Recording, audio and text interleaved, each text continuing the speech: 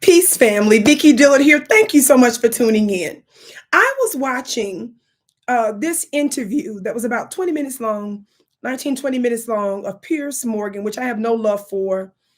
He is who I consider to be a white supremacist that gets all kinds of gigs on cable TV in the United States and in the UK. So he has this disgusting, sick obsession with Meghan Markle. Now, I remember doing a piece discussing the fact that Meghan Markle said that she didn't really realize she was a black woman until she married Harry. Well, of course she didn't.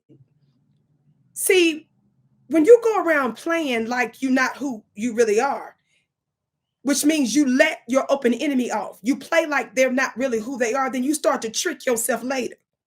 So when she was confronted with an entire kingdom that got what they got off of black blood being shed and melanated countries being pillaged and terrorized, you can play dumb if you want to. So when they slandered her, defamed her, attacked her, I mean, it was just outrageous. Then that's when she said she didn't really realize she was black until she was in this white supremacist family. Well, in this interview, I want you to watch this clip. Amazing opportunity as the first biracial couple in our monarchy to really be a force for change and good, and they blew it. Yeah. By the way, I'm not going to let you get away with the whole Trump thing. Still not voting for him, right? No. By the way, I've never told anyone to vote for Donald Trump, right?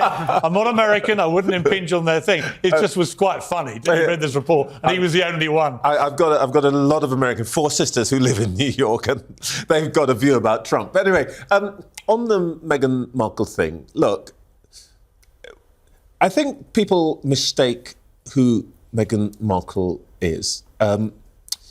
She herself said that until she became this princess, she never regarded herself particularly as black. And that's understandable. She grew up in Los Angeles, in the most wealthy black enclave anywhere in the United States, Parkview, Windsor Hills in Los Angeles. She went to a private Roman Catholic school. And in a sense, race was never really part of her background. And actually, you knew, anybody who comes from a black family knew that this was not her territory. When she made this supposedly incendiary claim about somebody asking about what Archie's skin colour will be. Well, actually, every black family. Of course. The minute that you know there's somebody coming, that's what you're speculating about. For white people, it's what colour hair, what colour eyes. Particularly in a family, if one parent is white and one parent is black, as in her parents, for example. But the point I really want to make about Meghan Markle is that she had to learn to be black on the job, as it were.